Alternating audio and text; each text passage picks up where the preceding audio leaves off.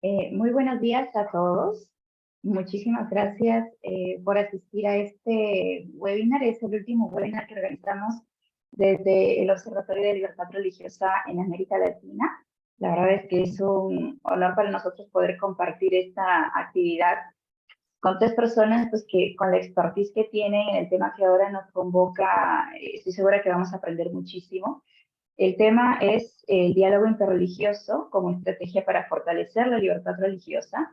Hemos visto desde el trabajo que hemos hecho en el observatorio que esta necesidad del diálogo interreligioso, la verdad, es algo que distintas autoridades gubernamentales, organizaciones de la sociedad civil, incluso líderes religiosos, han planteado como indispensable para poder fortalecer no solamente las actividades que ellos mismos realizan, sino también han reconocido la falta de ella, ¿no? La falta de espacios de diálogo, de espacios de interacción con otros grupos, y esto de alguna forma ha mermado alguna iniciativa que han podido tener. Entonces, hay muchas cuestiones, muchas preguntas detrás de este diálogo interreligioso, y la idea es que el día de hoy, mediante el conocimiento y la experiencia que tienen nuestros panelistas, nos puedan ayudar un poquito a entender no solo qué es, sino por qué es importante, y también saber desde lo que hace cada quien en su campo de acción, conocer, ¿no? Qué experiencias o qué buenas prácticas, qué experiencias positivas o quizás negativas nos ayuden para aprender un poco más. Si bien nosotros somos un observatorio que de temas de América Latina, creo que la experiencia comparada siempre es también muy rica, y es por eso que en esta oportunidad contamos con el profesor José Ferrer. Él es doctor en Ciencias Sociales por la Universidad de Granada, máster en Cultura de Paz, Conflictos, Educación y Derechos Humanos de la Universidad de Granada. Es miembro de la Junta Rectora del Patronato Fundación Pluralismo y Convivencia del Gobierno de España y miembro de la Junta de Gobierno del Centro UNESCO Andalucía. También es vocal de Diálogo Intercultural, miembro de ICLARS, investigador del Instituto de la Paz y los Conflictos de la UGR y coordinador de la Mesa Provincial de Diálogo Intercultural de Granada. Así que será un honor escucharlo, profesor. Por favor, puede empezar. Muy bien. ¿Me veo o no me veo? ¿Se me ve? No, todavía estamos sin la cámara.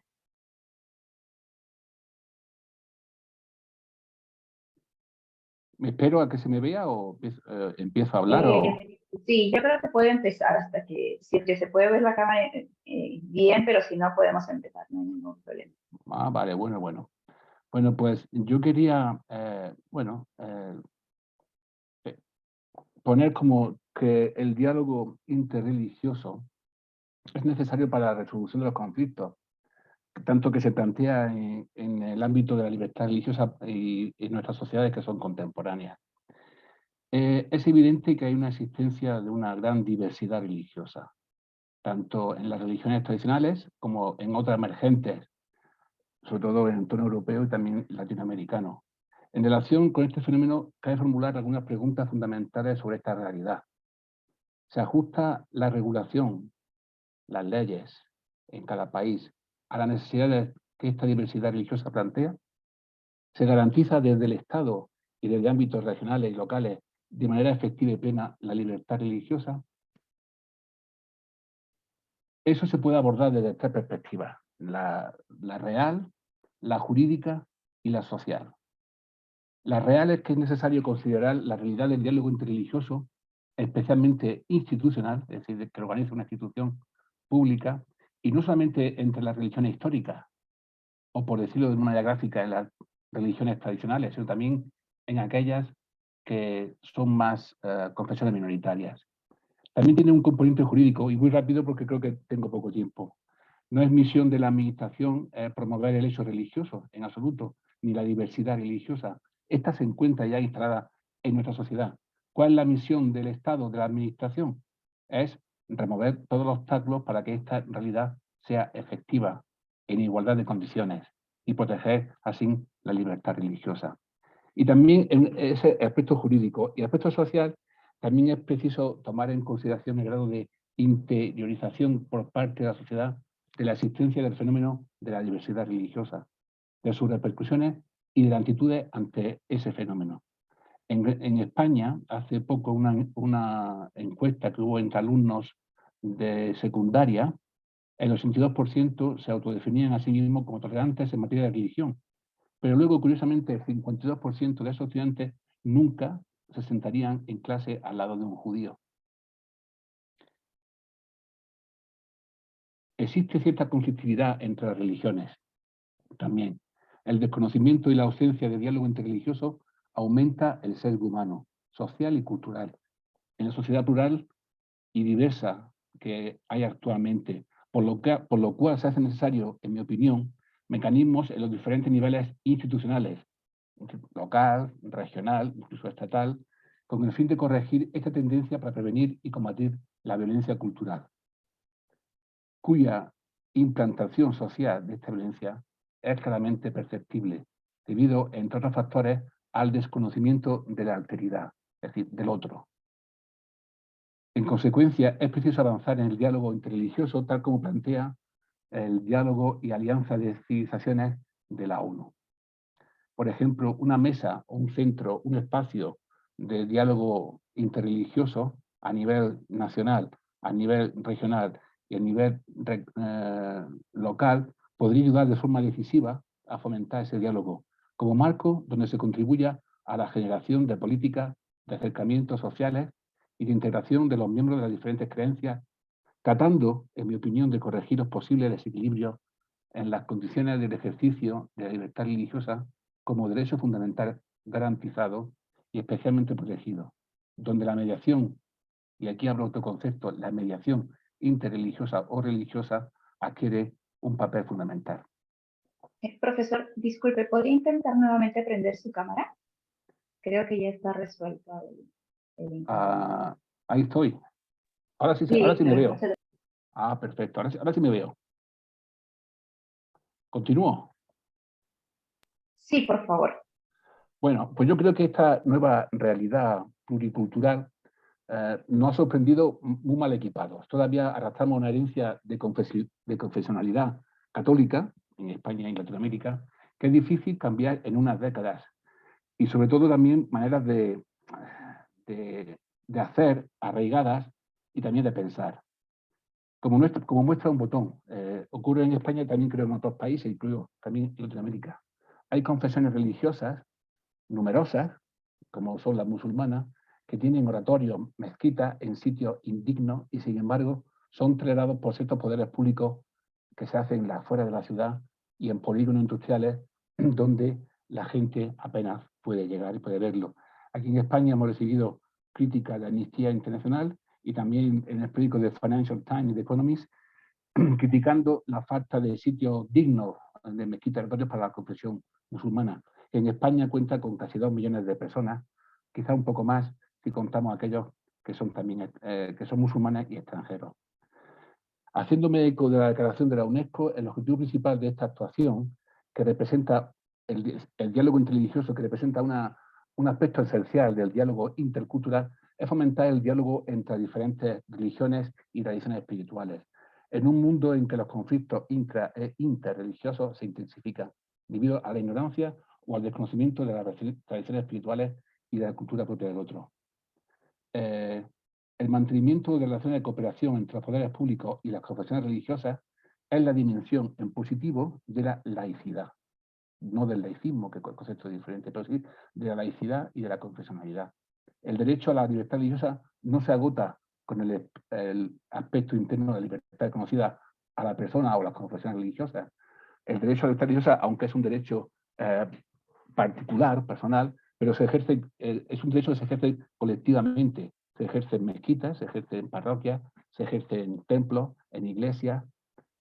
Y yo quisiera decir que las obligaciones que tienen los poderes públicos en cuanto a las confesiones religiosas y en cuanto al diálogo interreligioso, lo que se trata es de promover las condiciones para que la libertad y la igualdad del individuo y de los grupos que se integran, en este caso las confesiones también minoritarias, sean reales y efectivas. Remover los obstáculos que impidan o dificulten la plenitud de la libertad y la igualdad y facilitar la participación de todos los ciudadanos en la vida política, económica, cultural y social del país o de la sociedad en que se encuentre. La Como dije antes, la administración no debe promover el hecho religioso. Eso es una realidad, pero sí hacer realidad el pleno reconocimiento de la libertad religiosa y de la igualdad. La religión puede actuar como factor agudizante de conflictos, pero también mitigante. La religión puede atizar y prolongar guerras y conflictos, pero también puede impedirlos o abreviarlos. En aras de conseguir un nuevo orden y paz mundial que se requiere,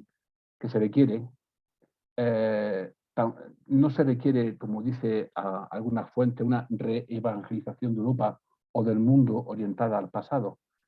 Tampoco una nueva secularización, más bien se requiere una renovación, en mi caso, y yo estimo, espiritual del mundo, una común ética de la humanidad que se encuentra en las raíces de las tradiciones religiosas. Y cuando hablo de espiritual, no me refiero a espiritismo, sino a espiritual, en relación con las confesiones religiosas. Necesitamos más reflexión sobre ideales y comportamientos morales, pues las leyes no sirven nada sin actitudes morales. La veracidad, la magnanimidad, la honradez difícilmente se puede prescribir por ley.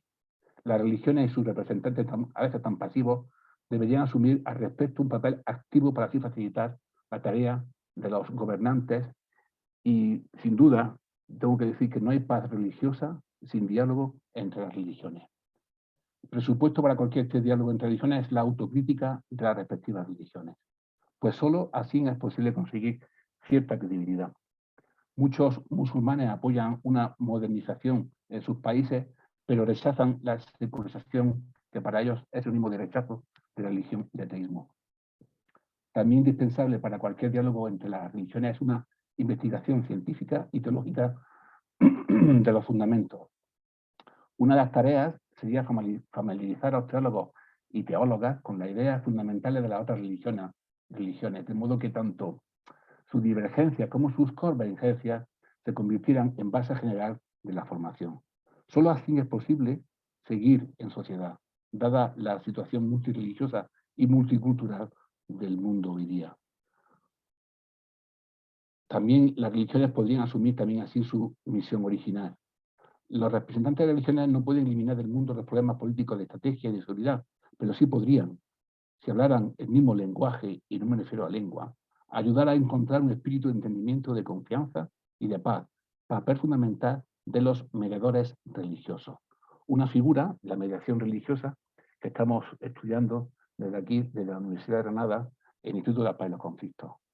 El diálogo es clave en cualquier medida para solucionar cualquier conflicto. Y hablo de un diálogo de tú a tú, cooperativo y sin premisas mínimas. Solamente de sentarse y hablar. Hablar haciendo un esfuerzo, a veces hermenéutico, entendiendo como tal la capacidad de comprensión de algo un poco difícil y obtuso para entender al otro, aunque el lenguaje, y como dije antes, no me refiero a la lengua, sea diferente. Salvando experiencias concretas, se puede afirmar que por la relativa falta de atención que ha tenido hasta ahora y por la evidente trascendencia que momentos concretos puede conllevar para la cohesión social y la convivencia, la gestión del pluralismo religioso requiere, al menos por el momento, una atención específica, peculiar. Es más, la gestión de la diversidad religiosa está interconectada y relacionada por varios departamentos y áreas. En numerosas ocasiones, la prevención y resolución de conflictos exige que se involucren todos los intervinientes, de ahí que se debiera pensar en la necesidad de institucionalizar esta transversalidad. La participación constituye uno de los principales fundamentos de las sociedades democráticas. En este sentido, las entidades religiosas se constituyen, en mi opinión, como un actor más de la sociedad civil con derecho a participación en el hecho público. Este derecho está contemplado en la jurisprudencia española, habría que conocer en el derecho comparado con otras de Latinoamérica, y resulta una medida efectiva de integración y de cohesión social. Yo, por poner un ejemplo, soy coordinador de una mesa provincial de diálogo intercultural, dentro del cual también se hace el diálogo interreligioso, como parte del diálogo intercultural, como así lo dice la UNESCO. En esa mesa hay varios colectivos, entre ellos está la confesión musulmana, y también hay otras minorías étnicas, religiosas y lingüísticas que también participan. Y como tal, hemos hecho varios estudios, entre ellos un estudio sobre el discurso del odio, que algún día, si tengo tiempo, podría compartir con vosotros. cuando la administración se involucra en el diálogo interreligioso, no vulneran el principio de separación entre el Estado y la Iglesia, porque no financian actividades religiosas, sino actividades sociales, culturales y educativas. Son muchas las entidades religiosas, incluidas las confesiones minoritarias, que realizan labores sociales básicas, y en eso coinciden con la labor también del Estado, el bienestar social. Por ejemplo, hay iglesias minoritarias como la iglesia evangélica, la mormona o alguna otra más, en el cual pues, se dedica, entre otras cosas, el programa de alfabetización, educación de adultos, enseñanza de idiomas, talleres formativos y demás. El reconocimiento de la labor social, educativa y cultural de la actividad religiosa y su participación en las redes públicas es fundamental que lo reconozca la administración. Así, vuelvo a decir que para la generación de estos entornos institucionales dentro de este espacio de paz, sería, por ejemplo, centros, asambleas o mesas de diálogo, como he dicho antes, interreligiosos, pertrechadas con los conocimientos, orientación, composición plural, métodos y técnicas apropiados y necesarios para afrontar los conflictos que capilarmente se presentan de manera recurrente en la sociedad por razones religiosas que muchas veces están relacionados con el ejercicio de competencias en diferentes áreas específicas de actuación de los poderes públicos. El mediador religioso que se forma, aquí tenemos en Granada, en la universidad, un máster de mediación en el cual también damos una parte de mediación religiosa, y no me refiero a nivel internacional, que también ha influido, como el Papa influyó en el conflicto entre Chile y Argentina, o algunos conflictos también a nivel internacional en África, sino también a efectos locales, ¿no? Y quería, pues, descartar de la labor de los mediadores lo que es la negociación y el arbitraje, pero sí la conciliación y la mediación. La mediación es un procedimiento no adversarial, en el que un tercero, neutral, ayuda a las partes a negociar para llegar a un resultado mutuamente aceptable. No actúa como juez, ayuda a los contrarios a identificar los puntos de controversia, ayuda a explorar las posibles soluciones, puntualiza las consecuencias de no llegar a ningún acuerdo, y la relación entre las partes debe plantearse sobre la base de cooperación, de un aflojamiento de la tensión y de una buena comunicación, con un resultado en que ambas partes ganen, el win-win famoso que se dice. Bueno, voy a ir terminando, y digo mediación porque se trata de buscar una técnica o método que pueda intentar paliar los tremendos conflictos bélicos, y también a nivel internacional y a nivel local, por falta de diálogo entre diferentes culturas y religiones. Hoy día el término religión se utiliza para justificar muchas veces las barbaries causadas en los conflictos. En el conflicto de Ucrania hay un factor religioso muy potente. Debemos aprender que nuestra religión, la de cada cual, nos da unas pautas, unos razonamientos que no distan mucho de otras que no procesamos. Se hace necesario trabajar, en mi opinión, desde la justicia y por el respeto mutuo por las creencias religiosas y las tradiciones en un mundo de interdependencia creciente en todos los terrenos, desde la salud hasta la seguridad. La desigualdad sí es una realidad que crea conflicto y que genera violencia. El conflicto no surge por la diferencia, porque somos diferentes, sino por la desigualdad, porque me tratan desigual que al otro. Cuando la diferencia se hace desigual, surge el conflicto. Aquí es donde mejor opera la mediación y el diálogo interreligioso. Y quiero terminar que hoy día son más conscientes de la pluralidad religiosa, sentimos con mayor apremio la necesidad de mejorar las relaciones y diálogo entre personas de diferentes religiones, y para ello que se dice que donde quiera que la pluralidad religiosa suscite tensiones en la comunidad, existe la posibilidad de manipulación también de los sentimientos religiosos, tanto para una cosa o para otra. Las relaciones y el diálogo interreligioso deberían permitir que las comunidades puedan distinguir entre la búsqueda legítima de identidad y una actitud hiperprotectora que dé lugar a la hostilidad hacia las otras religiones y culturas. Bueno, pues yo he querido dar este avance porque me dijo Teresa que teníamos como 10 minutos, pero bueno, si luego hay comentarios, o reflexiones, preguntas, pues me someto a todas ellas como no puede ser de otra forma. Muchas gracias. Muchas gracias, profesor Ferrer. Sí, definitivamente al finalizar las 3 participaciones va a haber un espacio de preguntas en el que se puede ahondar de repente sobre algún tema en particular, ¿no? En realidad le agradezco mucho la participación. Hay algunos conceptos que llaman mucho, bueno, son muchos los conceptos que llaman la atención, pero sobre todo el tema de mediación religiosa, porque el diálogo interreligioso parece que se entiende como un ejercicio que ayuda a que los distintos grupos religiosos lleven una relación armoniosa, pero va más allá de eso, no va más allá de una simple cordialidad, sino que puede tener efectos muy concretos en el ámbito político, en el ámbito público, y creo que reconocer esa valía podría animar a distintos líderes religiosos para que participen de estos mecanismos, ¿no? Pero bueno, vamos a conocer un poquito más de eso con las siguientes disertaciones. Y bueno, ahora damos pase a Ana Victoria Peláez. Ella es investigadora social y docente por más de 20 años. Ana Victoria Peláez ha sido coordinadora del Diálogo Interreligioso Guatemalteco para el Desarrollo. También ayudó a lanzar la Red Latinoamericana de Mujeres por la Paz.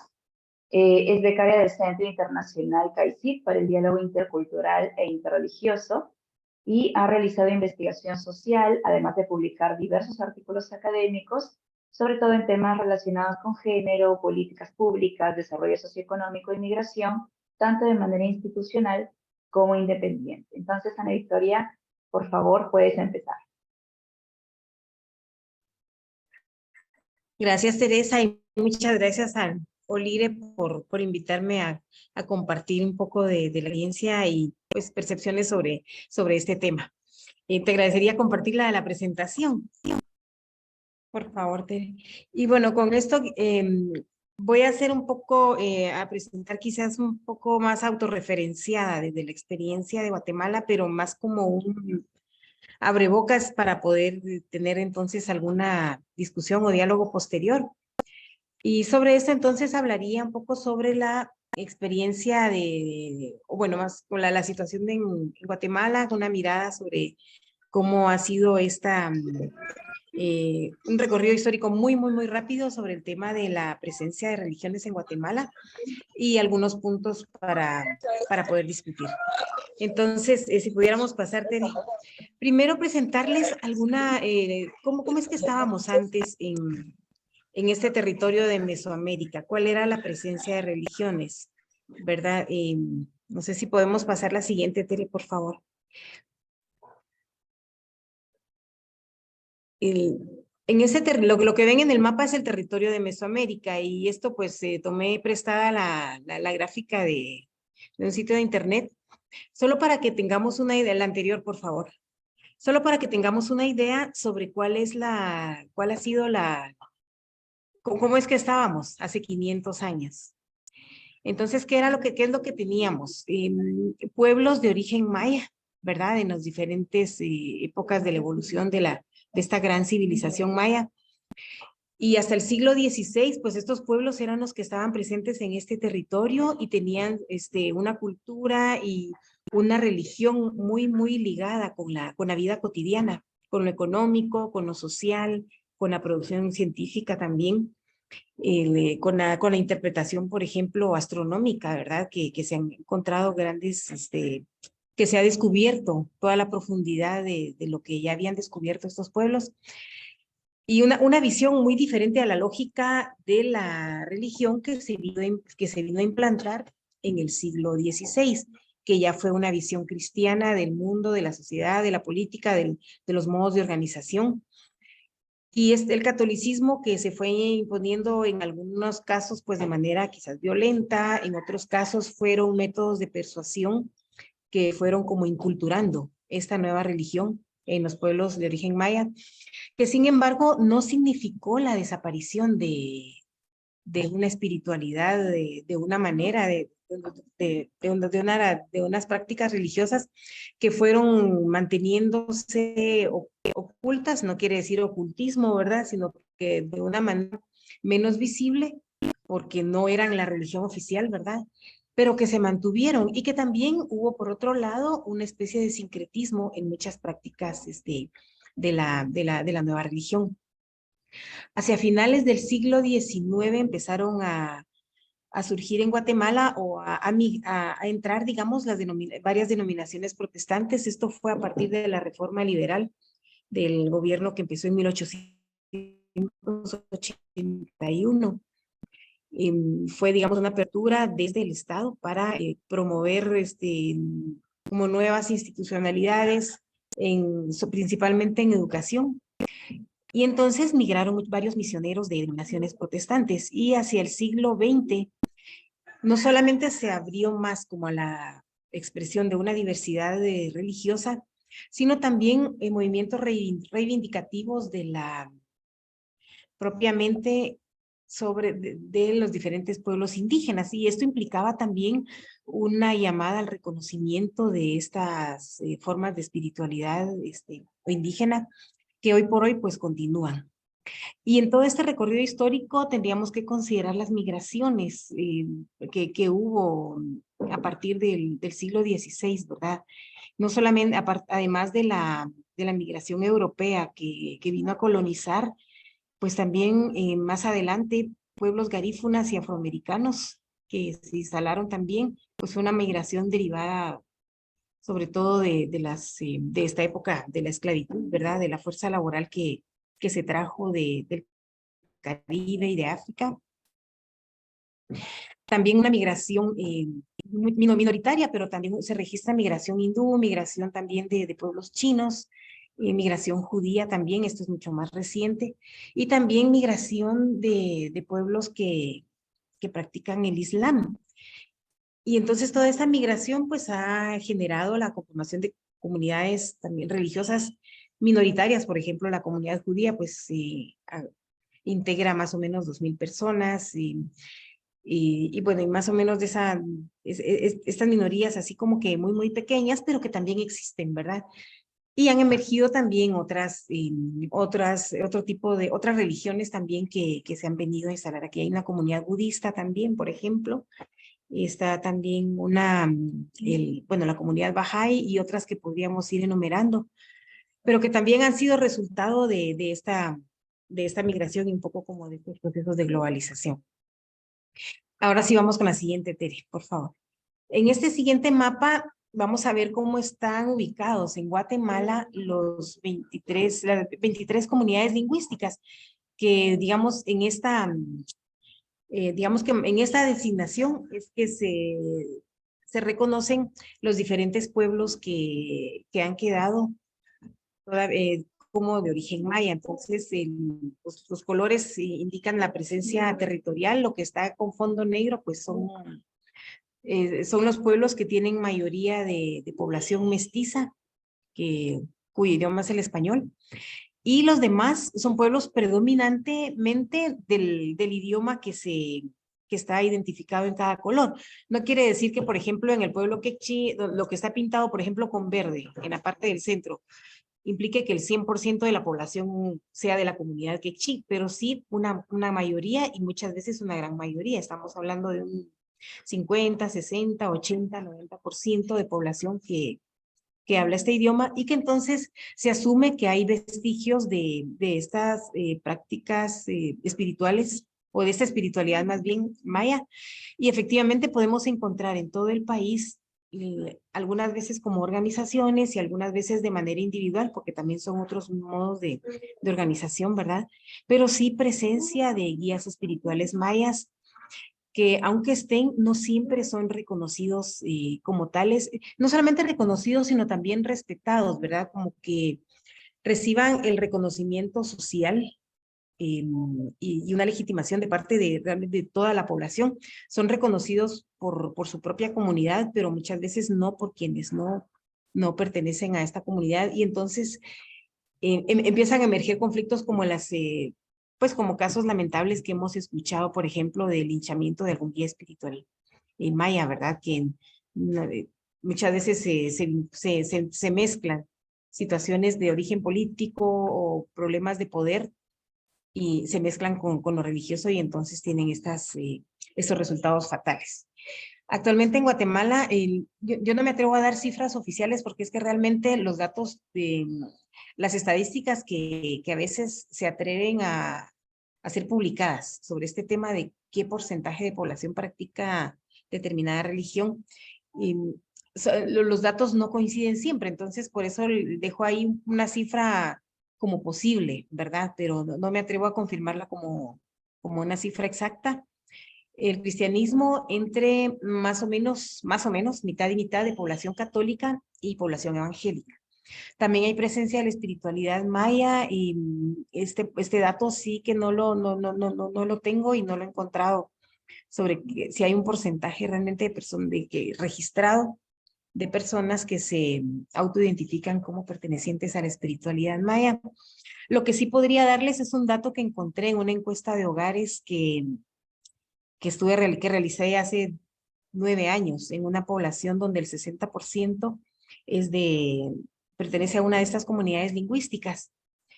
Y ahí arrojaba que un 4% se identificaba como de la espiritualidad maya. Pero no podemos inferir este dato a todo el país, ¿verdad? Pero es como para tener una idea. Y otras minorías, que es lo que les había mencionado. Y ahora sí pasamos a la siguiente, Teresa, por favor.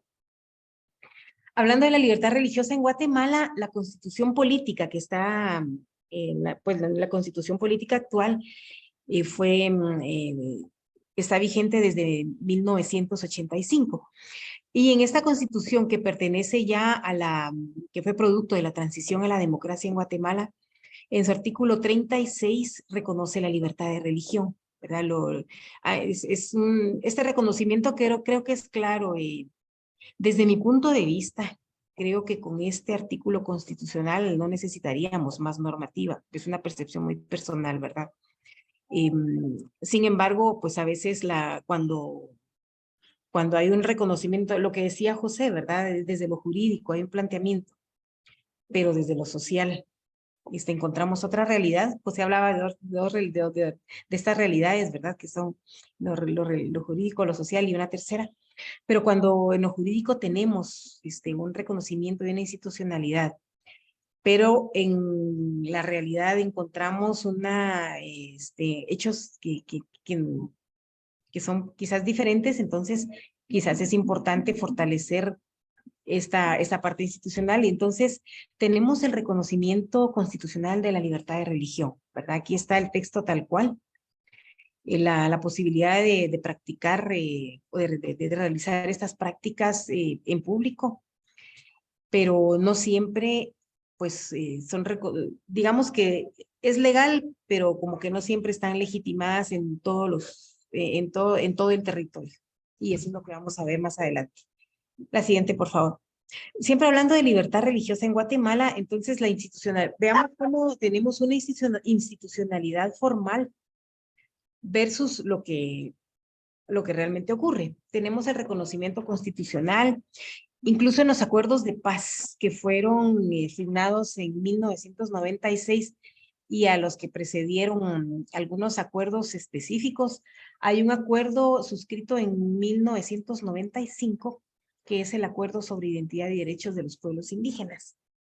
En este acuerdo, la parte gubernamental se comprometió a realizar un reconocimiento de los lugares sagrados indígenas. Estos lugares sagrados pueden ser sitios arqueológicos, pueden ser también sitios naturales, como por ejemplo un cerro, una fuente de agua, que están muy ligados ancestralmente y reconocidos como lugares sagrados. Esto se fue realizando, sin embargo, como un reconocimiento y un respeto desde el ciudadano o ciudadana de a pie, así pleno, todavía no lo hemos conseguido. Pero todavía hay una especie de prejuicios o estereotipos que limitan, creo yo, muchas veces el ejercicio de las prácticas espirituales reales. Hay incluso una institucionalidad gubernamental, por ejemplo, está la Comisión Presidencial contra la Discriminación y el Racismo, CODISRA, que ya tiene unos 20 años de estar vigente. Ciertamente es un instrumento, ¿verdad? Que ayuda como a promover y a normar, a defender también el ejercicio en general de la interculturalidad y en esto está vinculado entonces el ejercicio de la libertad religiosa. Pero por otro lado tenemos entonces, lo que acabo de mencionar, un racismo en el imaginario de la población promedio. Prejuicios y estereotipos que muchas veces estigmatizan muchas prácticas de espiritualidades que no son, que quizás tienen muchas diferencias con las religiones más occidentales. Entonces, por ejemplo, estigmatizan muchas veces prácticas espirituales mayas asociándolas a temas de brujería y la brujería mal vista. Entonces, eso muchas veces apela como a una cierta moral, yo digo moral entre comillas, ¿verdad? Y ahí es donde emergen entonces algunas estigmatizaciones contra quienes tienen esas prácticas, ¿verdad? Y que muchas veces acaban en casos fatales, como ya lo hemos visto. Esta discriminación también deriva, y esta estereotipación, si estos estereotipos también derivan en violencias, violencia física, violencia simbólica, violencia social también. Y lo religioso también, bueno, y por otro lado, que lo religioso muchas veces, como en el caso de Guatemala y pues y de nuestros pueblos, lo religioso es muy importante, está vinculado a la vida cotidiana, también hay una especie como de autoridad que se ven líderes religiosos, y lo que mencionaba José, el papel de los mediadores y mediadoras religiosas, que también son importantes, incluso en temas, por ejemplo, de educación en salud sexual y reproductiva. Muchas veces el sistema de salud acude a líderes religiosos como pastores, catequistas, ministros de la Iglesia Católica o de las iglesias evangélicas para poder ser mediadores en temas que de otra manera quizás no entrarían, ¿verdad? Pero entonces muchas veces se acude a lo religioso como referente en las narrativas políticas, y aquí me estoy refiriendo específicamente a partidos políticos, ¿verdad? O incluso a funcionarios y funcionarias que entonces desde ahí como que se respaldan para entonces quizás tener un más reconocimiento o adquirir como que cierta autoridad entre sus seguidores. Sin embargo, pues ya es como una utilización, ¿verdad? De lo religioso como apelar a un uso que no, a un uso como en beneficio de terceros. Hay un siguiente punto en esta misma diapositiva, Tere, si me hicieras favor para irlo agregando. Y entonces gracias, en esta dicotomía, no dicotomía, sino que en estas situaciones o estas realidades más bien, ¿qué encontramos? Condiciones históricas y sociales que limitan el ejercicio de la libertad religiosa, ¿verdad? Porque hay una institucionalidad formal, hay un reconocimiento legal, ¿verdad? Hay una respuesta del Estado, pero en la práctica, como que hay una sociedad que no está preparada para esto, plenamente. Sí, vamos con la siguiente, por favor. ¿Cómo el diálogo interreligioso puede contribuir a la libertad religiosa, ¿verdad? O a promover la libertad religiosa? Una vía, o el diálogo interreligioso como una vía para reconocer la libertad, para la práctica y el reconocimiento de la libertad religiosa, de parte del diálogo interreligioso guatemalteco sobre el desarrollo, lo vemos así, ¿verdad? Que el diálogo interreligioso es un camino para ello. Empezando por la posibilidad de un acercamiento, de un conocimiento mutuo, de la posibilidad de intercambio, de vernos como, de vernos como personas que estamos en el mismo barco, de vernos como personas cercanas, ¿verdad? A quienes una práctica religiosa diferente no nos hace diferentes como humanos, ¿verdad? Sino que vernos en nuestra humanidad. Hay una experiencia que tuvimos hace unos 7 años a propósito en el marco justo de estas iniciativas del Centro CAICID. Trabajamos con unos jóvenes en la promoción, pues es una experiencia que se ha tenido en muchos países, no es nada, no es ninguna experiencia solitaria, ¿verdad? Pero trabajamos con jóvenes en una comunidad rural de Guatemala en una especie de seminario sobre diálogo intercultural e interreligioso, y justo la experiencia de jóvenes al hacer una evaluación de esta experiencia fue que estaban sorprendidos, por ejemplo, de haber tenido comunicación directa jóvenes desde una tradición cristiana habían tenido este contacto con personas e incluso clérigos desde la visión del Islam, ¿verdad? Tener un Corán, ver un Corán, pasar las hojas una por una, leerlo, entrar a un templo que no era de su propia confesión religiosa, saber que existen muchas más religiones en el mundo, e ir eliminando estos imaginarios que asocian muchas veces una religión con una situación política, ¿verdad? Que es lo que ocurre clásicamente. Aquí, por ejemplo, en nuestro medio está muy posicionado el tema de asociar el Islam con temas de guerra, por ejemplo. Entonces, ¿cómo podemos ir transformando estos imaginarios?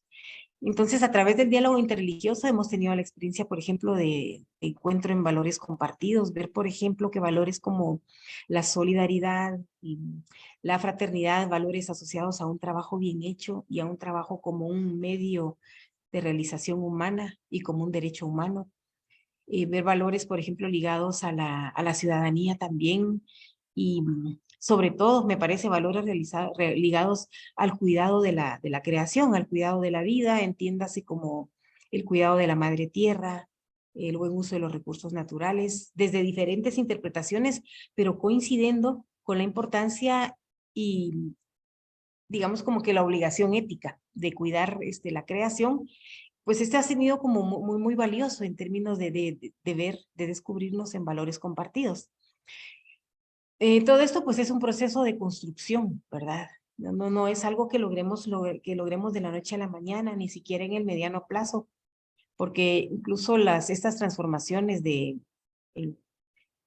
hemos experimentado en el mundo también nos dan la pauta de que son todos estos procesos sociales pues en construcción permanente. Pero en Guatemala lo que hemos visto en general es una apertura como una sensibilidad sí, más bien como una apertura, ¿verdad? Como una posibilidad de entrar en este diálogo. Las puertas que hemos tocado, pues hemos encontrado esa disponibilidad, digamos, aunque muchas veces con miedos, ¿verdad? Pero hay como una luz de esperanza en términos de poder entrar a este proceso de transformar imaginarios. En el caso del diálogo interreligioso guatemalteco sobre el desarrollo, que es un grupo autoconvocado actualmente, tiene su origen en el año 2000, digamos que empezamos con el siglo, por una iniciativa del Banco Mundial. Yo no sé si algunas de las personas presentes recuerdan el Diálogo Mundial sobre el Desarrollo, que fue impulsado por el entonces presidente del Banco Mundial, James Wolfenson, que falleció, no recuerdo si el año pasado o el año antepasado, pero él estuvo empujando mucho este diálogo entre las religiones y aparte de crear la instancia del Diálogo Mundial sobre el Desarrollo, también se apoyaron 3 instancias nacionales, una de ellas Guatemala. Y la pregunta madre de esta iniciativa fue, se parte del supuesto que para mí es real, ¿verdad? Que las religiones tienen algo que hacer en el desarrollo, tienen un papel en el desarrollo. Está el estereotipo de que, o el prejuicio, creo yo, de que donde hay religiones hay subdesarrollo o donde hay religiones hay pobreza. Hemos visto que desde la experiencia nuestra de diálogo y de ver qué entendemos por desarrollo, no es así, ¿verdad? Tenemos un folleto incluso un documento que se llama Los valores éticos de las religiones que se practican en Guatemala. Y vemos que hay valores encontrados y muchos de ellos ligados con el desarrollo. Entonces, la pregunta nuestra también es, ¿qué podemos hacer por el desarrollo de Guatemala? En este diálogo no entramos en discusiones teológicas ni de cosmovisión como discusión, ¿verdad? Sí podemos compartir pues, cuál es nuestra mirada del mundo, cuál es el fundamento, pero no entramos en discusión que tenga que ver directamente con lo religioso, sino que nuestro leitmotiv es el tema de desarrollo. Y alrededor entonces del desarrollo van nuestros encuentros, nuestros diálogos, con el objetivo de identificar cuáles son los puntos de encuentro y entonces a partir de ellos caminar. Y es por ello que tenemos aquí, por ejemplo, les vamos a compartir un video que es como de lo más reciente que tenemos a propósito de la situación de la pandemia. Colaboramos con USAID y la OPS en la promoción de la inmunización, porque aquí en Guatemala pues ha habido mucha resistencia al tema de inmunizarnos contra el COVID-19. Y entonces apoyamos en la producción de algunos mensajes de spots de audio y de video para poder motivar a la población en las jornadas de vacunación. Este es, por ejemplo, el que podemos ver. Y no se escucha, Tere.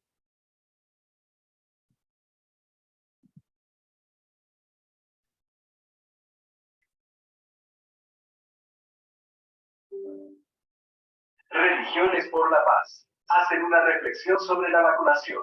En nuestro país, miles de personas han fallecido por el COVID-19. Como líderes de organizaciones basadas en la fe, tenemos ánimo de tener las medidas de prevención. La vacunación universal es la medida más rápida para detener los contagios mortales y evitar más daño a la salud de quienes son contagiados por este virus. Vacunarse es la oportunidad de cuidar la vida. Mensaje del Ministerio de Salud y Religiones por la Paz, por el apoyo de USAID. Religiones por la Paz. Ahí está. Muchas gracias, Tere. Pues bueno, con esto quería concluir la presentación y más bien pues esperar sus comentarios o preguntas como para continuar con este diálogo. Muchas gracias. Muchas gracias, Ana Victoria. La verdad que es bastante interesante conocer las iniciativas desde Guatemala sobre el diálogo interreligioso, sobre todo por esa característica de autoconvocación. Yo creo que todos los grupos religiosos pues, podrían tener esa facilidad de mostrar iniciativas. Sé que muchos lo hacen, pero también hay algunos otros que quizás están esperando que sean las mismas autoridades las que les concedan el espacio en lugar de ser ellos mismos quienes se busquen ese espacio. Entonces, digamos que esto se podría considerar como una buena práctica que podría replicarse en distintos países, no solo de América Latina, sino en otras latitudes, ¿no? Y bueno, ahorita, para no tomar mucho tiempo en las exposiciones, ya los comentarios los hacemos al final, doy pase a Cristian para que nos pueda compartir su experiencia. Déjame presentarte, Cristian, un momento. Cristian Vadillo es licenciado en Administración de Empresas con especialidad en Desarrollo Empresarial y de Negocios. Es licenciado en Derecho, tiene una maestría en Libertad Religiosa y Derechos Humanos y actualmente doctorante en Educación. Tiene estudios en Dignidad Humana, Bioética, Políticas Públicas y Nueva Ciudadanía. Actualmente es director general de la Fundación Conciencia Nacional por la Libertad Religiosa, organización dedicada a promover y defender la libertad religiosa como un derecho humano fundamental en México y América Latina. Por favor, adelante, Cristian. Muchas gracias. Buenos días a todos. Muy contento de compartir el espacio con mis colegas. La verdad es que apoyo lo que han comentado y añado a ellos un par de conceptos más. Voy a compartir mi pantalla, si me permiten. Esta. Excelente. A ver, creo que por ahí... allá ven mi pantalla, ¿verdad? Sí, lo podemos ver. Excelente. Bueno, de manera general yo quisiera, para los que nos acompañan, iniciar haciendo un pequeño preámbulo sobre precisamente el concepto de qué es la libertad religiosa. Cuando hablamos de libertad religiosa, por supuesto que nos referimos a este derecho humano fundamental que tenemos todos de elegir la religión que se ajuste o coincida con nuestra propia conciencia. Sin embargo, también de manera muy precisa, la libertad religiosa es nuestro derecho de vivir de acuerdo a los principios, enseñanzas, ritos, costumbres de la religión que hemos decidido adoptar. Es un derecho de vivir esta religión de manera personal y privada o también de manera pública y colectiva. Incluso es también la libertad de decidir no tener o adoptar ninguna religión. Hago este preámbulo solamente para que en este básico entender que es precisamente eso lo que significa el concepto que hoy estamos platicando en el título de este encuentro, que es el diálogo interreligioso como estrategia para fortalecer la libertad religiosa. Entonces, ¿qué queremos fortalecer? Pues precisamente esta libertad de poder vivir de acuerdo a nuestra religión y a sus principios. Como un hecho indispensable para que exista la libertad religiosa es precisamente la tolerancia religiosa. No puede existir libertad religiosa si no hay una tolerancia. Y déjame explico también este concepto. Generalmente, fuera de el tema religioso, cuando escuchamos la palabra tolerancia, tenemos una connotación negativa en nuestra mente. Creemos que tolerancia significa aguantar, soportar, permitir. Incluso a veces es conceder al otro aunque está mal. Le voy a dar chance aunque él está mal. Casi pronunciando que el que es correcto es uno, aunque el otro pueda también compartirlo. ¿Por qué hago este preámbulo? Porque en materia de libertad religiosa utilizamos la palabra tolerancia religiosa en otro de sus significados. La palabra tolerancia también significa el respeto a las diferencias. Y en materia religiosa yo diría el máximo respeto a las diferencias. ¿Por qué? Porque esa es una realidad. Creemos diferentes. Por eso es incluso necesario la libertad religiosa, porque hay una diversidad de creencias. Dentro de esto hay una muy buena área de oportunidad para encontrar el encuentro entre las religiones. Primeramente así, reconociendo que hay una diversidad, reconociendo que hay otras personas que creen diferentes de frente a nosotros para poder garantizar la libertad de todos. La libertad religiosa no es exclusiva de un grupo, de una religión o de una forma de pensar. Esta libertad religiosa es de todos. Hacer un derecho humano, universal y también fundamental, se le reconoce a toda persona sin distinción. Quiero compartirles en la experiencia de México 2 estadísticas. La primera, a nivel nacional, con datos oficiales de nuestro gobierno federal, el 92% de la población profesa una religión. En esa gran diversidad que hay en nuestro país, el 92% profesa una religión. ¿Qué quiere decir? Que, bueno, México somos un país de creyentes, somos un país donde el fenómeno religioso es altamente importante para la población. Sin embargo, la segunda estadística, pues me vuela la cabeza. ¿Por qué? Porque también con datos oficiales de nuestro gobierno federal, la segunda causa de discriminación en México es por la religión. ¿Y por qué les digo que me vuela la cabeza?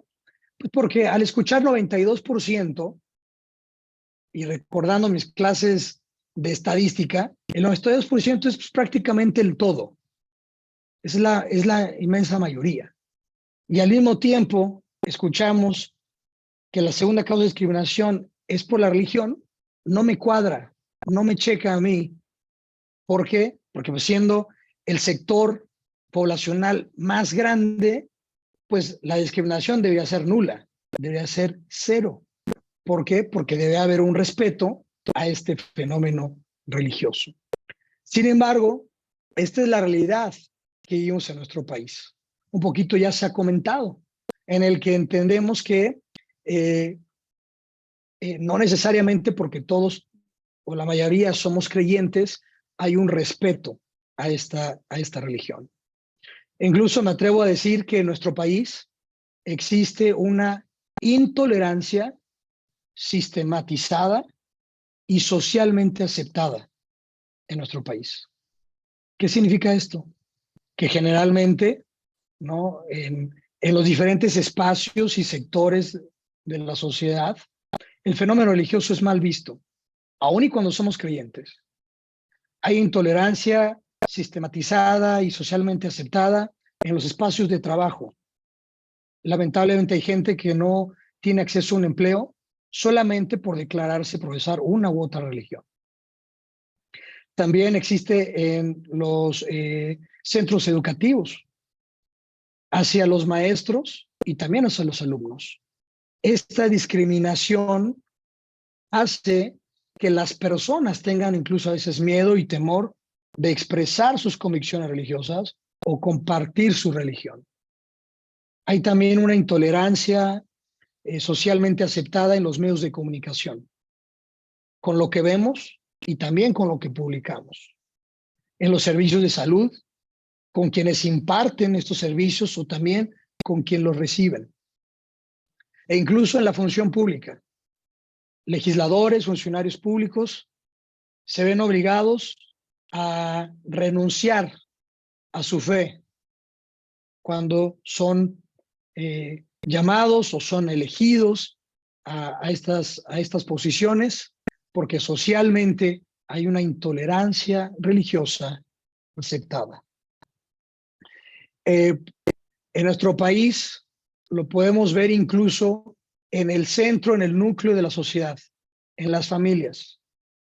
Lo vemos en las comidas de los domingos por la tarde en la casa de la abuelita, donde nos reunimos con nuestros familiares y amigos, y de repente vemos que llega por ahí algún familiar que no es de nuestra religión, y decimos, miren, ahí viene la tía persinada, ¿no? O ahí viene el tío aleluyo, ahí viene el primo pastorcito, ahí viene la prima santurrona, ¿verdad? Incluso en esta parte, en nuestra familia, en este núcleo más básico de la sociedad, existe esta intolerancia. Familias incluso han sido destrozadas, separadas por esta intolerancia. Cuando de repente alguien cambia de religión, entonces es incluso perseguida por su propia familia. No sé si ustedes lo han escuchado. Gente se ha acercado y me dice, oye, Cristian, es que cambié de religión y ahora mi mamá me desheredó. Y no solo, o sea, no el tema económico, sino que ahora no me reconoce como su hijo o como su hija porque he cambiado de religión. Y es parte de este mal entendimiento de lo que significa garantizar la libertad religiosa y, repito, esta intolerancia sistematizada y socialmente aceptada. Cristian, perdón que te ¿Sí? interrumpa. Hay un Adelante. cuadro blanco que aparece en las diapositivas. No sé si tú lo puedes ver. No, solo se ve un cuadro blanco, no se ve la diapositiva. También en las dos. Lo que pasa es que sí, como que borra un poquito la imagen. No sé si tú puedes verlo. Entonces, si dejas de compartir. Ajá. A ver, intentemos otra vez. Sí. A ver, O si dime. no, todavía aparece. Creo que tienes que minimizarlo. Si sales de compartir, creo que donde dice orden de composición, en la parte inferior, en una esquina, ese recuadro, hay un recuadro blanco. Exacto, listo. Eso sí, ciérralo, minimízalo y ya está. Ahora sí ya. A ver, veamos si con eso funciona. Listo. Muchas gracias. ¿Sí?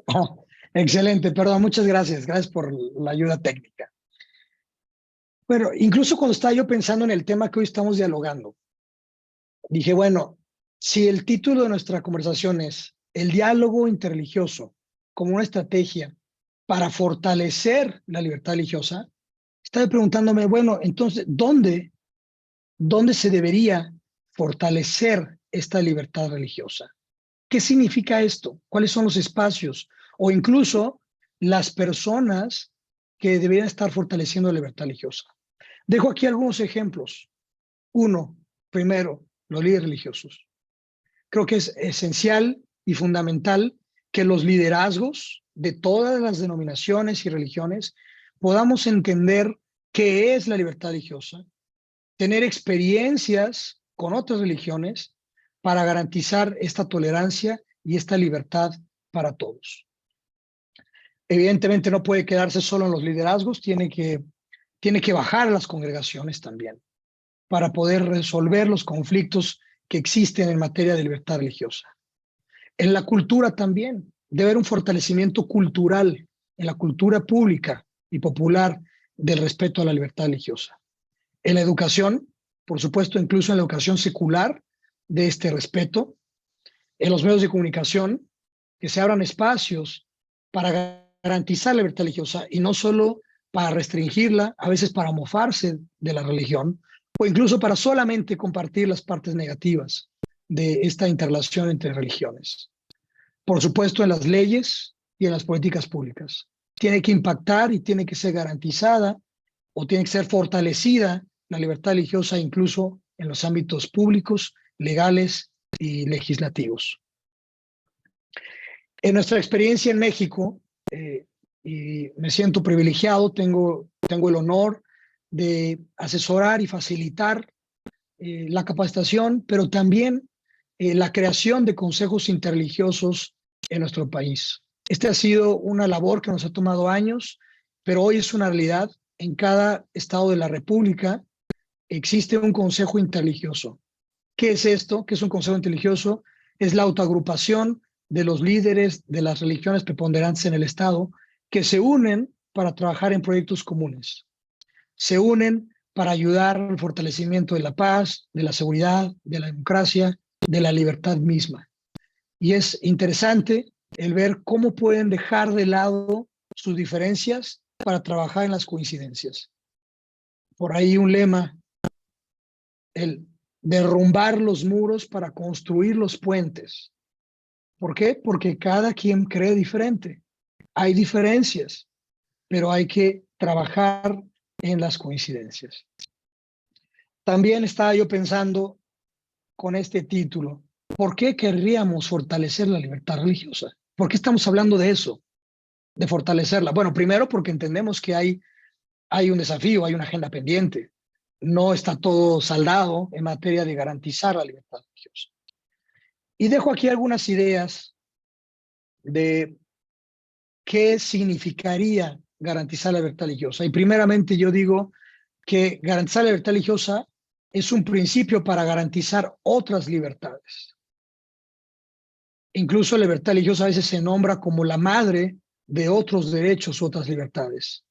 Algunos ejemplos aquí: la libertad de expresión, la libertad de culto, la libertad de asociación, de educación, de conciencia y de pensamiento. Si la libertad religiosa está restringida o acotada, seguramente se va a impactar de manera negativa a una serie de otros derechos como este. No podemos decir que está garantizado o fortalecida la libertad religiosa si no hay libertad de expresión en materia religiosa. Si no se garantiza la libertad de asociarnos, de agruparnos y vivir la religión que hemos decidido adoptar. Tampoco podríamos decir que existe libertad religiosa si no se puede vivir de acuerdo a esta práctica, a estos principios, a las enseñanzas, y por ende se está restringiendo la libertad de conciencia y de pensamiento. Lo dejo sobre la mesa como una de las razones de por qué vale toda la pena unir esfuerzos entre religiones para fortalecer estas otras libertades y otros derechos, que estos son comunes a todas las religiones. No son exclusivas de una congregación, de una iglesia, de una expresión de fe, son de todos y para todos. Y bueno, para concluir, un pensamiento final. Para que exista este cambio de garantizar la libertad religiosa, deben existir, nosotros tenemos una teoría del cambio, tenemos identificadas 4 precondiciones, porque ya bien lo decían mis colegas, no es un hecho de un día para otro. Quiero centrarme en dos precondiciones. La primera, para fortalecer y garantizar la libertad religiosa, deben existir espacios neutrales de reunión y de diálogo. ¿Por qué neutrales? Donde todas las religiones puedan sentirse con la libertad de compartir y expresarse, pero no solo con esa libertad, sino un espacio neutral también significa donde todas tienen el mismo valor en voz y en voto en esas discusiones. La libertad religiosa no está cooptada, ¿no? O no está definida por el número de miembros por la popularidad de la iglesia o por el número de años, ¿no? O el acto histórico de cuántos años tiene una religión o no. Esta diversidad religiosa debe ser garantizada en estos espacios neutrales. Todos son iguales en esos lugares de diálogo y de reunión. Y también debe existir confianza y reconocimiento entre las iglesias y el Estado. Lo repito, confianza y reconocimiento. No solamente basta con que las iglesias sepan que el Estado tiene su ámbito de influencia o viceversa.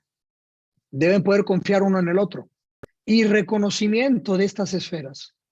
El Estado también tiene que reconocer que las iglesias tienen un área de influencia, una autoridad, incluso una independencia que debe ser respetada. Si esto no existe, entonces seguramente habrá prácticas, incluso estatales, legislativas, que restringen la garantía de la libertad religiosa. Y si no existe libertad religiosa, seguramente no va a haber paz. Y si no tenemos estas dos precondiciones, no va a haber diálogo interreligioso para resolver los conflictos. Y concluyo con esto. Esta es la conclusión de nuestra teoría del cambio. ¿Qué debería suceder? Debería existir una sociedad sin discriminación, donde exista respeto y protección y garantía a la libertad religiosa. Esto sería un buen fin para trabajar y mudarnos del diálogo interreligioso a la colaboración interreligiosa, donde todos estemos trabajando activamente para resolver los conflictos. Muchas gracias. Muchas gracias, Cristian. Bueno, muchas gracias a todos los panelistas por las intervenciones. La verdad sí tengo varias preguntas. Voy a tratar de ordenarlas un poquito. Primero voy a lanzar un par para el profesor Ferrer y luego algunas generales que me hicieron. Profesor Ferrer, me hace una consulta con respecto a la mediación religiosa. Parece que es un término que sí ha llamado la atención. Usted mencionó que es posible la mediación religiosa cuando hay algún conflicto y, por ejemplo, mencionó el ejemplo del Papa Francisco, pero además de esa mediación en la que la Iglesia actúa como entre, por ejemplo, las autoridades gubernamentales y organizaciones de la sociedad civil o las autoridades y la ciudadanía, cuando hay algún conflicto interreligioso, ¿es posible que haya alguna mediación del mismo tipo? Es decir, que un grupo religioso pueda mediar entre algún tipo de conflicto o desacuerdo entre distintos grupos religiosos, o por la misma naturaleza de esto es más común que sea del primer tipo entre autoridades y no necesariamente entre grupos religiosos. Eso por un lado. Y la otra pregunta es si ecumenismo es lo mismo que diálogo interreligioso. Si es lo mismo o no, ¿cuál es la diferencia? Y si alguien más quisiera dar también respuesta a esa pregunta, está bien. Bueno, la primera pregunta, en cuanto a la mediación religiosa, sí, yo sé que es un principio y una denominación que puede causar suscitar cierto querer saber sobre eso, ¿no? Y es cierto, pero sucede. No solamente a nivel internacional, como del Papa, también hay conflictos, también ha habido en grupos evangélicos, como también en el África occidental también han intervenido como mediadores en conflictos allí, ¿no? Y también dentro de la misma iglesia, religiones, por ejemplo, el imán de una mezquita, como pastor, como presidente de la mezquita musulmana, también media entre sus miembros. Y fíjate, fijaros la importancia que puede tener esto, porque puede de una forma ejercer una autoridad moral sobre el colectivo y puede de una forma pues, mitigar los conflictos que se pueden hacer. Eso sucede.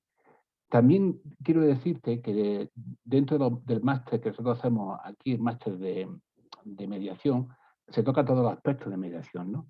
Y la mediación religiosa es fundamental, porque lo pueden hacer cualquier persona, aunque no sea religioso. Solo tiene que tener empatía y conocer las religiones con las cuales puede haber conflicto. Por ejemplo, para ocupar un sitio público, hubo un conflicto entre los musulmanes en Granada, no hace mucho, hace un poco antes de la pandemia. querían reunirse para terminar el Ramadán, querían reunirse toda la comunidad musulmana en una plaza pública grande que se llamaba Virgen del Triunfo, una denominación católica. Los católicos más recalcitrantes pues se opusieron a eso. ¿Qué pasó? Pues muy sencillo, que desde el arzobispo de Granada y desde el imán se reunieron, ejercieron su labor mediadora y junto a los dos se pudo hacer sin ningún problema y se calmó. Y fue un problema tremendo. Es decir, que la mediación puede existir. Y puede existir siempre que haya una ascendencia o bien formativa o bien una ascendencia moral, como en el caso de los líderes de diversas religiones. Entonces, pero es posible esta mediación religiosa. Y luego la segunda pregunta, o ¿paso a la segunda pregunta, Teresa? O...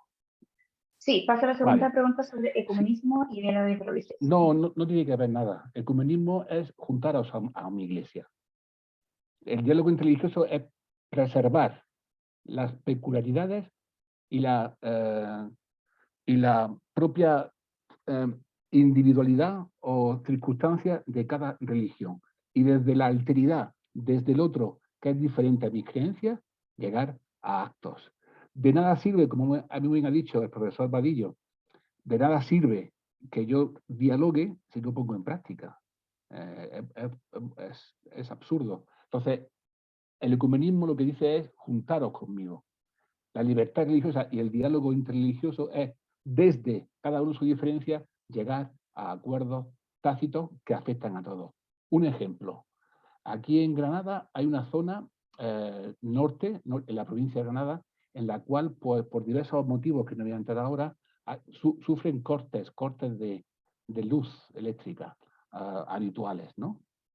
Pues fue rápidamente la intervención de las comunidades religiosas que ahí se encuentran, que hay muchos musulmanes porque son unas viviendas de algún modo deprimidas, entonces pues lo ocupan los colectivos que vienen aquí inmigrantes, los colectivos que están un poco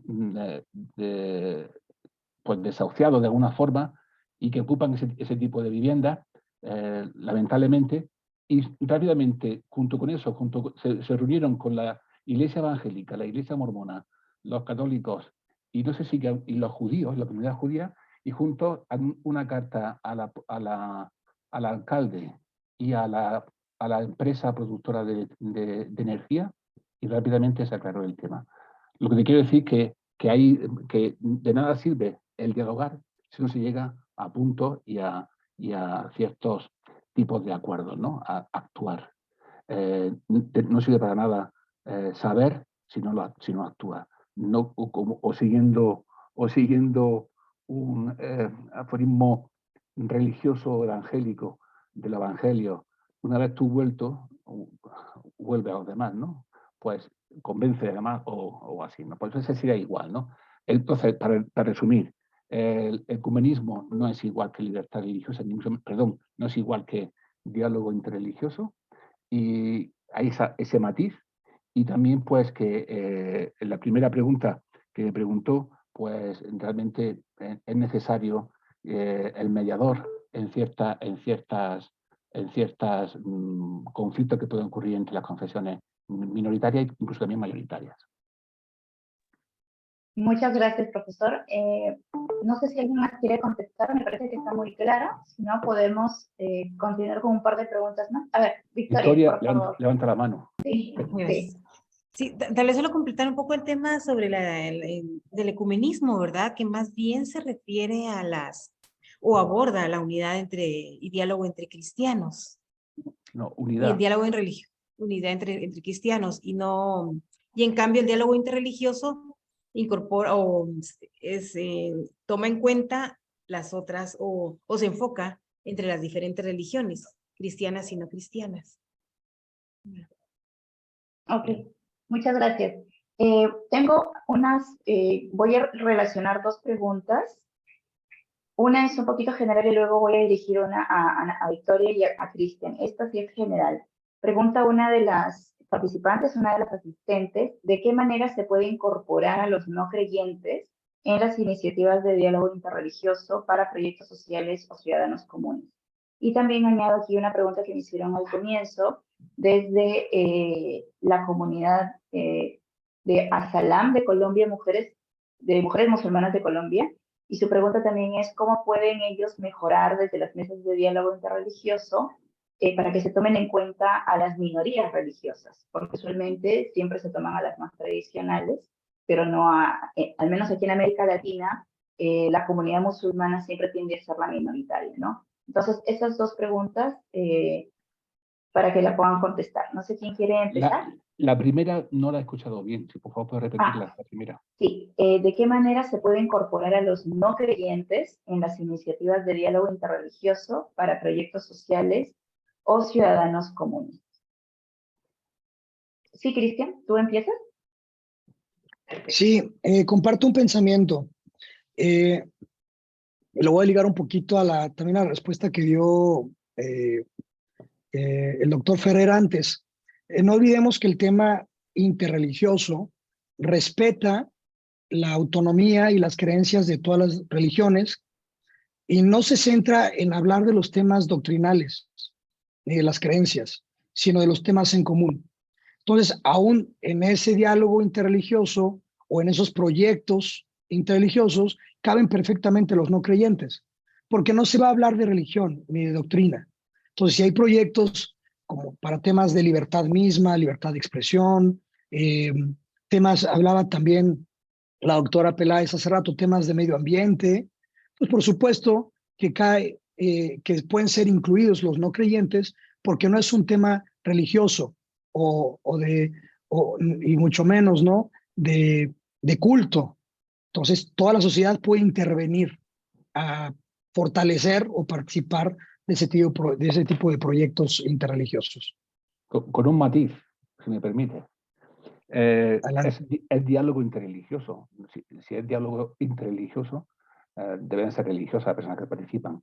Eso sí, lo que se salga y lo que se llegue a los acuerdos puede participar de cualquier persona, con religión, sin religión, espiritual, confesional, sin ningún problema. Pero el diálogo interreligioso deben ser entre confesiones religiosas, todas las que están representadas en la comunidad, las minoritarias y las mayoritarias. Pero el diálogo debe ser todas. Luego, los acuerdos que se lleguen y las actividades que pueden participar cualquier persona. Un ejemplo, yo soy miembro de un foro que se llama, aquí en Granada, Foro de Ecología en España, Foro de Ecología, Espiritualidad y Religiones, en el cual yo participo. Pues allí hay gente pues, que son musulmanes, evangélicos, mormones, también hay judíos y también hay de corrientes espiritualistas, no espiritistas, que es otra cosa, sino espiritualistas, budismo y demás, ¿no?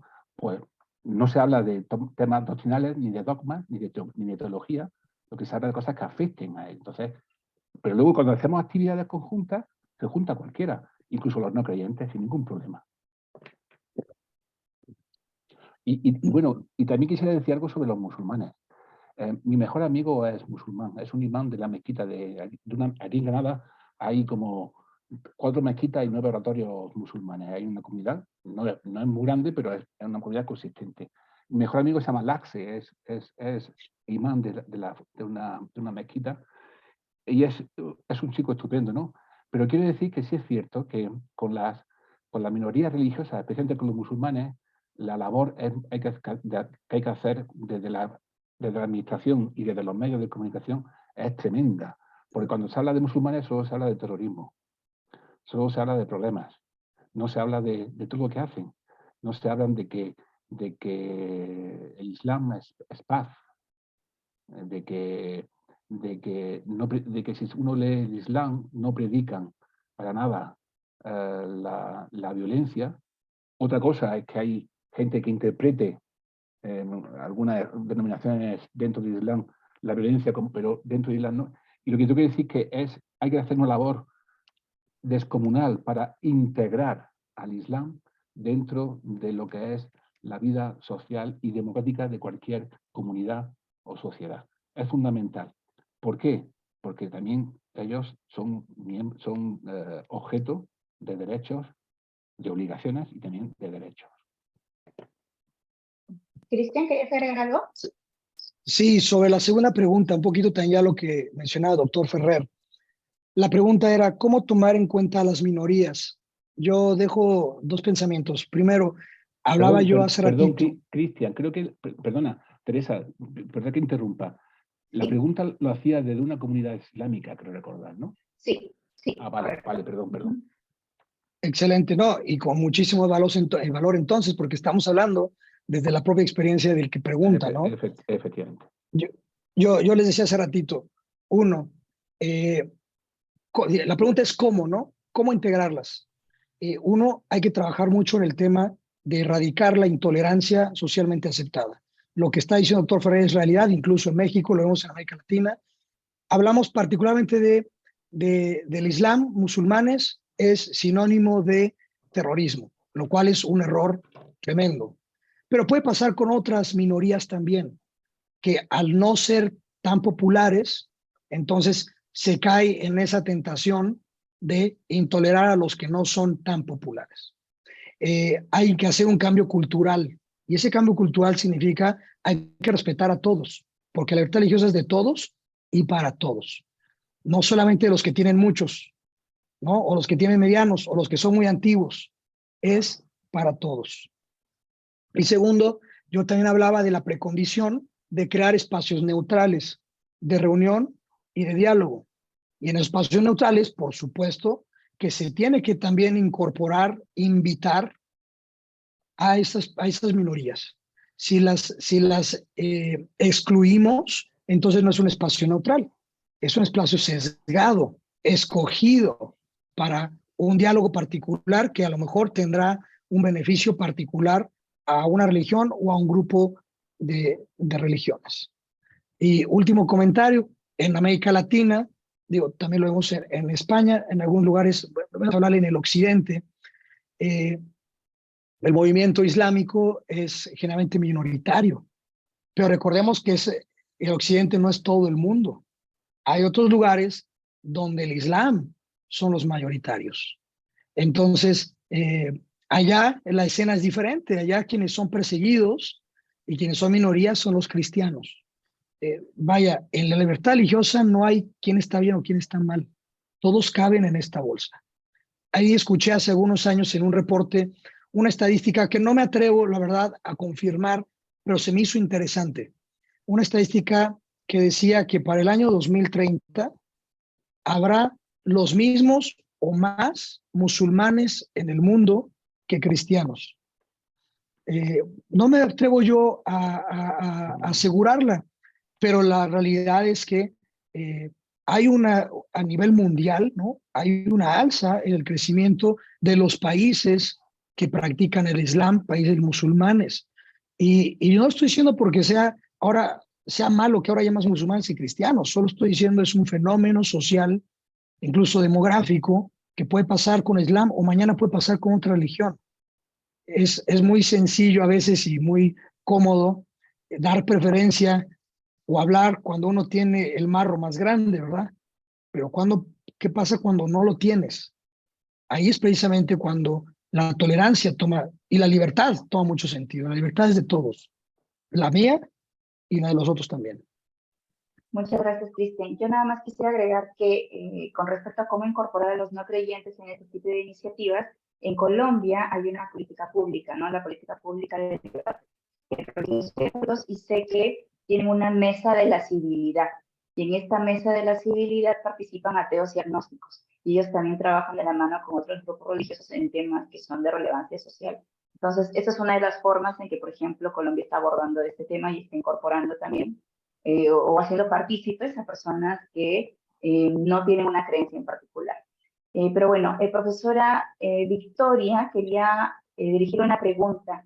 Uno de los participantes quiere saber cómo pueden promover espacios de diálogo interreligioso autoconvocado. Desde la experiencia que usted tiene en Guatemala, esta persona quiere saber cómo podrían hacerlo, sobre todo tomando en cuenta que parece que en América Latina da un poco de miedo a grupos religiosos, a líderes religiosos e interactuar entre ellos, ¿no? ¿Cuál sería la aproximación en este caso? Bueno, aquí es algo como de, no sé, como que tener mentalidad de coach también, ¿verdad? Estar animando y yo creo que primero una fuerte convicción de que esto puede ser, ¿verdad? Hay dos cuestiones que son muy subjetivas, creo yo. Bueno, desde mi experiencia considero importante. Primero, tener convicción de que es posible y segundo, tener mucha paciencia, ¿verdad? Yo les estoy hablando de una experiencia de 20 años y realmente no tenemos un perfil público muy reconocido, digamos, pero porque, por ejemplo, llegar a una experiencia como del video que compartimos en la presentación es un proceso interno, pues un poco intenso muchas veces, ¿verdad?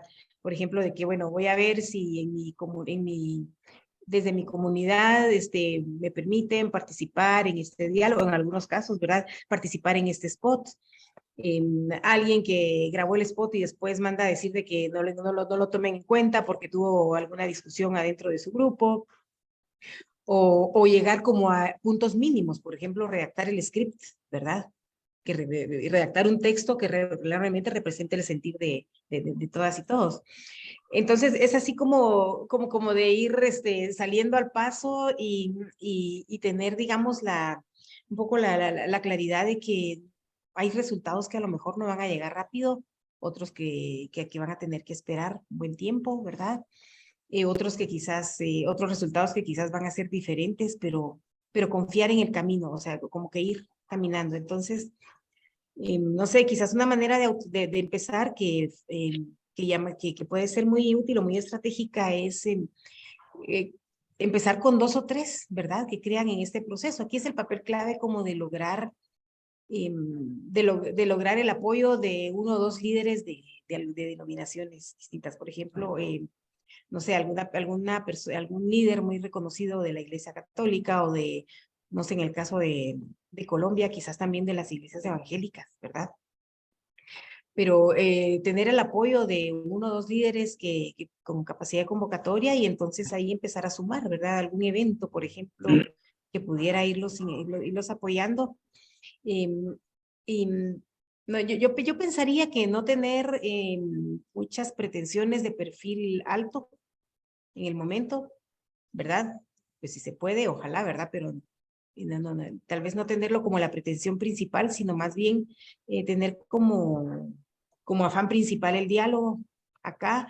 Y yo pienso que el papel de la coordinación también tiene que ser muy importante y estar conscientes de que la coordinación implica quizás un papel más como de facilitar, muchas veces mediar y tener claro que el protagonismo es del grupo, ¿verdad? Es del grupo y entonces apoyar para que el grupo realmente sea el que aflore, el que se vea y tener alguna apertura. Yo en experiencia que he visto, no es el caso de Guatemala, pero sí es algo que he visto y que son como modelos también que se consideran, es que un diálogo interreligioso podría considerar eventualmente a no creyentes también, porque finalmente es una postura también, la de no creyentes, y hay una visión del mundo y del desarrollo también en las personas no creyentes. Entonces, pues son otros modelos también, ¿verdad? De diálogo interreligioso y que sí se han dado. Entonces, pues por ahí creo que iría esta parte de cómo incorporarlos y muchas veces,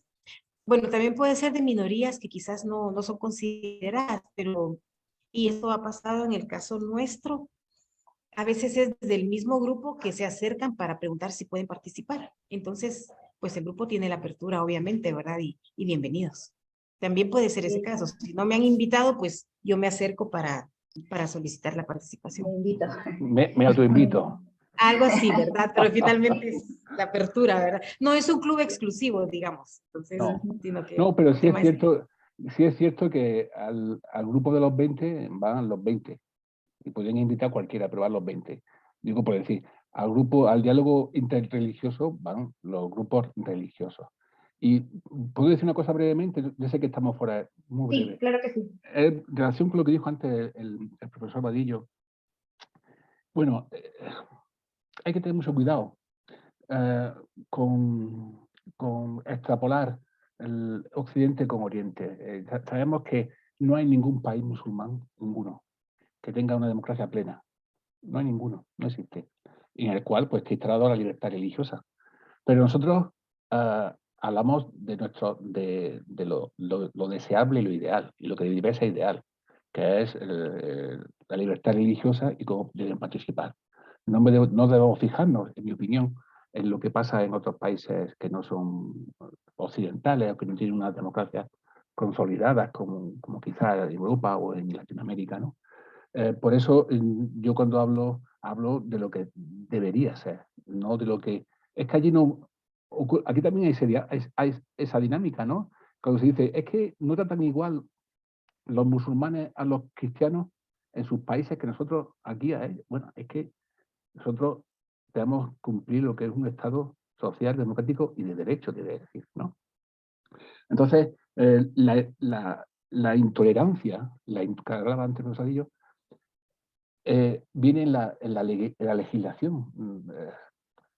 Yo sé que a veces no somos intolerantes, pero viene en la legislación la lucha contra la intolerancia.